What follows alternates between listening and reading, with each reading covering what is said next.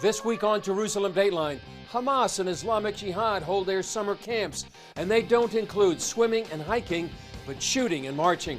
Plus, the UAE brings its embassy to Israel in one more step in the Abrahamic Accords, and Israeli archaeologists recover a 3,000-year-old inscription with a name from the Bible.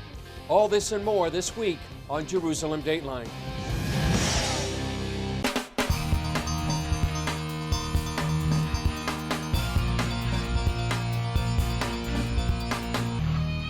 Hello and welcome to this edition of Jerusalem Dateline. I'm Chris Mitchell.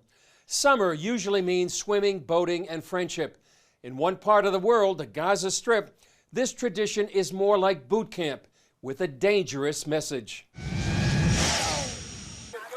They call them the Pioneers of Liberation and the Sword of Jerusalem summer camps, run by Hamas and Islamic Jihad. These videos, posted by Memory, the Middle East Media Research Institute, show what the youth of Gaza are doing this summer. We did not come here to enjoy ourselves or to play or anything like that. We came with our souls, our blood, our martyrs, and are wounded to sacrifice ourselves for Palestine and for our people. This promotional video urges students from primary school, high school, and college to participate. In the camp, target practice involves AK-47s, anti-tank weapons, and video simulations.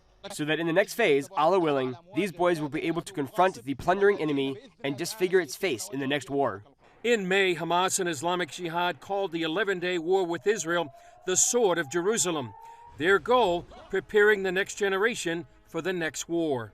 We say to the enemy, these children picked up these weapons, and we trained them how to use them, as well as how to take security measures, so that they will follow in the footsteps of their fathers and take up arms, Allah willing. I chose to spend my vacation in the Pioneers of Liberation summer camp in order to continue the path of my father, the martyred commander Walid Shamala Abu Bilal, and in order to strengthen our determination and to liberate Jerusalem, Allah willing. These young men and boys learn anti-Semitism at an early age. We asked Hitler why he left some of you alive. He did so in order to show us how wicked you are. We will come to you from under the ground and hammer fear into your hearts, and above the ground we will tear your bodies apart with our rockets. Scram into the shelters, you mice, you sons of Jewish women. Memory has been monitoring these summer camps for 10 years. The videos and images from those camps illustrate and reflect the way Hamas is operating and deepening its control. In 10-15 years from now, the kids will be adults or parents and maybe even an officials in Gaza and decision makers. So the extremism in Gaza will be even worse. Hamas took over the Gaza Strip 13 years ago in a bloody battle with the Palestinian Authority. So since birth, this generation has been raised only on the values of these terrorist movements. This is, of course, only deepening the crisis there, thwarting any chance for dignified, peaceful life for the kids and for all the residents of Gaza. She feels the international community needs to speak up about these camps. While these kids are in camp, Hamas leader Ismail Haniyeh is visiting nations like Mauritania, pledging to continue the war against Israel. Let me tell you, my brothers and sisters, the sword of Jerusalem will not be sheathed until the blessed Al-Aqsa Mosque is liberated. Given these summer camps, it appears clear the goal is that the battle for Jerusalem will continue into the next generation.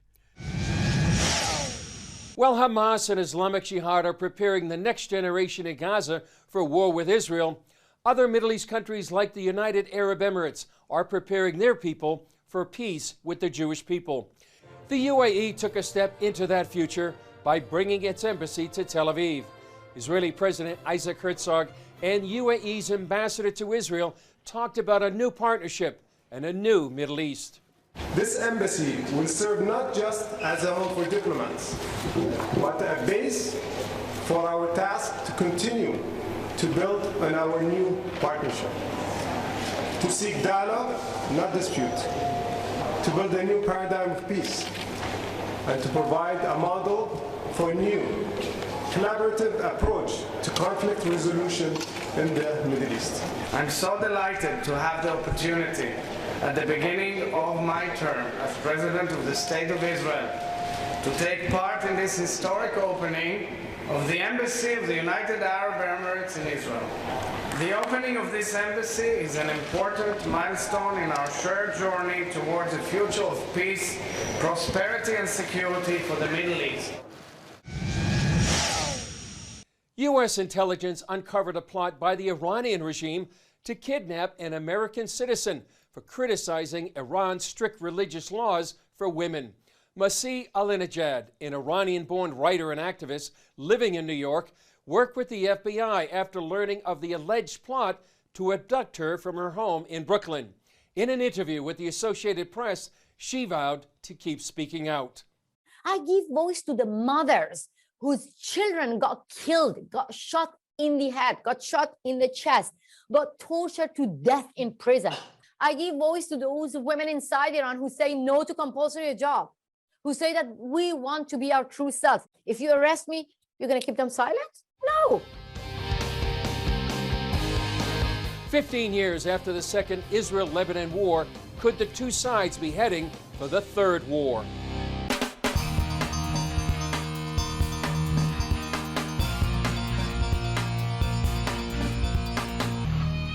"15 years ago this summer, Israel and Hezbollah fought the Second Lebanon War.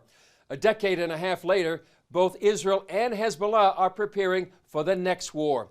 Here's a story we did recently about the danger for a possible third Lebanon war. The border here between Israel and Lebanon is deceptively quiet, but on the other side of this fence lies Hezbollah with more than 100,000 rockets that can hit almost anywhere inside Israel. All of them were brought to Lebanon in order to be launched against Israel one day. Retired Lieutenant Colonel Sarit Zahavi studies the danger of Hezbollah through her research organization, Alma. Hezbollah is the proxy of Iran in the region. It's the most professional proxy of Iran in the region. It's the most equipped, dangerous proxy of Iran in the region. And we are here standing, looking in the eyes of Hezbollah. And the people that are raising their kids just a few feet from us, every morning looking in the eyes of Hezbollah. I'm standing in the village of Hanita here on the Israeli-Lebanese border. Behind me, you can see children playing in this kindergarten, and over here, you can see how close the Lebanese border is. The sense of danger is real and ever present for those living here. In 2006, they lived through a 34-day war, which saw Hezbollah fire nearly 4,000 rockets into Israel. That barrage paralyzed northern Israel, chasing 1 million Israelis to the south, while the rest spent most of that month in bomb shelters. In 2021, the IDF believes Hezbollah is once again considering attacking Israel in what Zahavi describes as days of battle. Days of battle would mean that the people that are living just here, a few feet from us, would not be able to get out of their home because it will be too dangerous. Meaning that their children will hear the sirens every 2 weeks and will have to run for shelter. This is a reality that is unbearable for the people of the north. This is the only active border crossing between Israel and Lebanon. The UN base is just down the road within a no man's land, and I'm standing in an IDF base that keeps constant watch over Hezbollah. Their threat is no joke, and we never underestimate our enemy, but we keep training, we keep practicing, we keep on gathering intelligence and always getting prepared and keeping readiness for the next conflict, for the next fight, making sure we have the upper hand. Lieutenant Dalton describes Hezbollah's military strategy as one of blending in by creating a virtual civilian camouflage. Hezbollah decided to take the step and make all of its establishments in southern Lebanon based on civilian clothing, civilian territory, civilian houses, really blend itself, camouflage itself into the population and keep operating in. So they know to hide, whether it's taking over civilian villages or households and really setting base up over there. But our intelligence is strong enough to understand their work and how they operate and to really pinpoint the location of their bases inside civilian territory.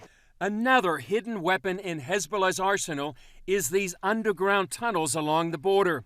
CBN News got a rare look into this one that took years to build. Measuring at least 25 stories deep, it had already crossed into Israeli territory before the IDF uncovered and sealed it. Zahavi's organization identified another weapon by exposing Hezbollah assembling precision-guided missiles inside Beirut. What most Americans, most Christians in the United States, North America, and around the world don't realize is that Lebanon is important to Iran because it is the forward operating base of their most aggressive offensive attack whenever they decide to attack Israel.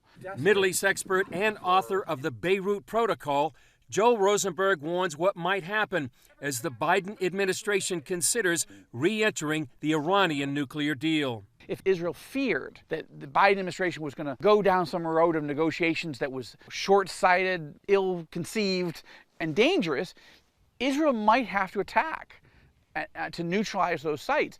That could trigger Hezbollah. Iran would unleash a barrage, the most devastating missile attack maybe in the history of mankind.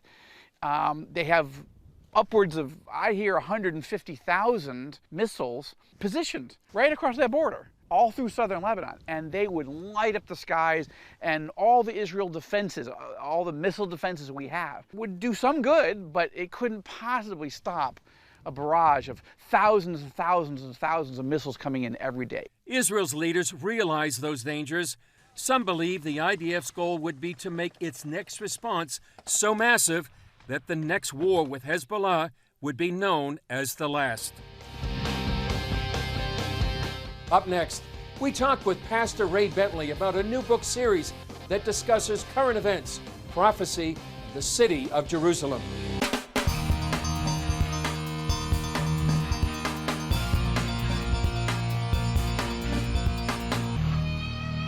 Pastor Ray Bentley of Maranatha Chapel in San Diego, California, partnered with best-selling authors Brock and Bodie Tenney to write a trilogy that mixes current events, Jerusalem, and prophecy in modern-day thrillers. I talked with Pastor Bentley about the trilogy and why he believes prophecy is unfolding before our very eyes. So, Pastor Ray, you and Bodie Tenney have co-authored a trilogy, the Jack Garrison novels, Yes. The Mountain of the Lord, The Threshing Floor, and The Cyrus Mandate. I find it particularly interesting and exciting. I live here in Jerusalem, and I felt like you were taking me into the city itself. So it was a great work. Tell us about the trilogy. By God's amazing grace, I got to meet Bodie and her husband Brock a few years ago. And, I had read their series in the Zion Chronicles and all of their, it's great history, great storytelling. Brock is the researcher and Bodie's the storyteller. Then I got to meet them. And shortly thereafter, I had an idea because they've mostly written, kind of historical fiction novels that have a lot of biblical truth, prophecy in them about the past, either the first century, the rebirth of Israel, 1948, 1967. But they've never written anything contemporary about what's happening literally right now. Well, that's what God's put a fire in my heart. Maranatha Chapel, a Jesus people guy. Jesus is coming soon, and Israel's kind of the sign, the clock on the wall. So I called them and I said, hey, Brock and Bodie, I don't know if you've ever done this before, but would you consider, joining together, and I'll kind of provide how I'm seeing prophetic things coming to pass, and you wrap that in a story. Brock, you do the research. And they prayed about it and they said, oh man, we are excited about this. And so we launched this series, and it's about this American character named Jack Garrison, who has had a tragedy in his life, like, many believers maybe in America, and he's kind of lost his faith to a great degree, and he doesn't believe in prophecies and the Bible relating to end times. But he is in a unique position to be sent on a peacekeeping commission to go to Israel and the Middle East and Europe and try to forge a peace deal. And basically he goes on this tremendous journey of discovery that, oh my gosh, this is really happening. The Bible is really coming alive. Well, you have a wonderful way, you and Brock and Bodie, of sort of weaving in the Bible and prophecy and history and current events. For example, Yes. you talk about the Abraham Accords in a prophetic sense. Tell us about Yes. how you wove all that together. I think that people, even Christians, many times they look, they see the big picture of what's going on, but they don't know, what does that really mean?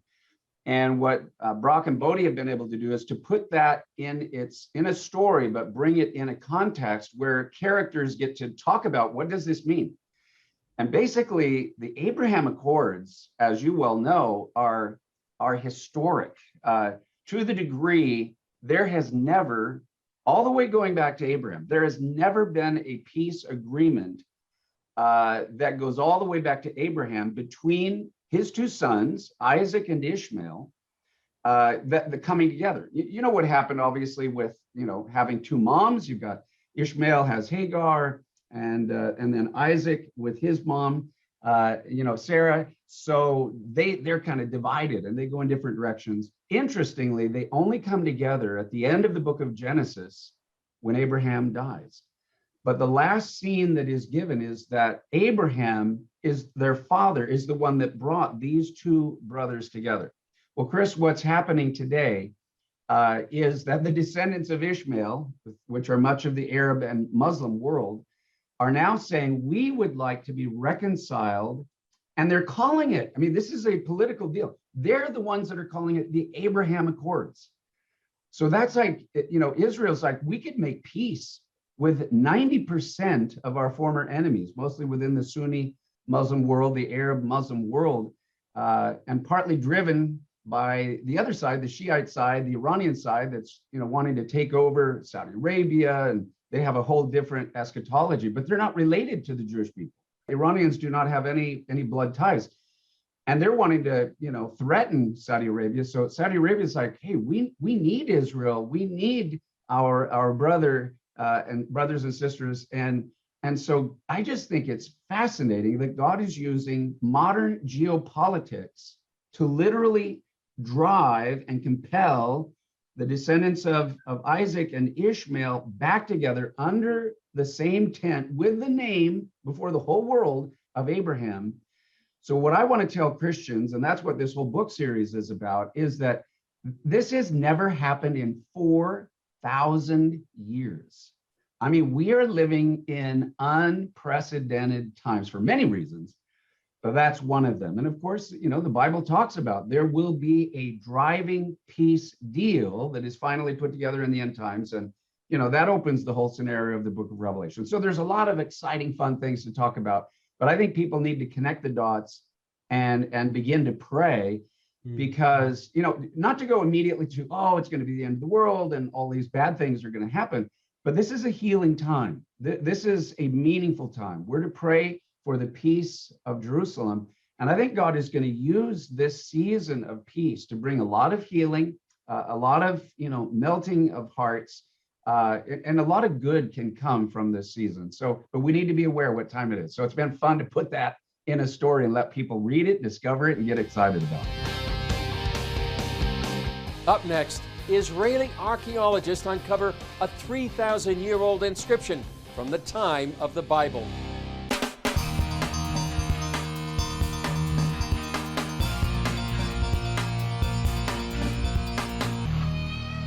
After 7 years at one site, Israeli archaeologists have uncovered an amazing discovery with a connection to the time of the biblical judges. CBN Middle East correspondent Julie Stahl shows us why a 3,000-year-old inscription is getting so much attention.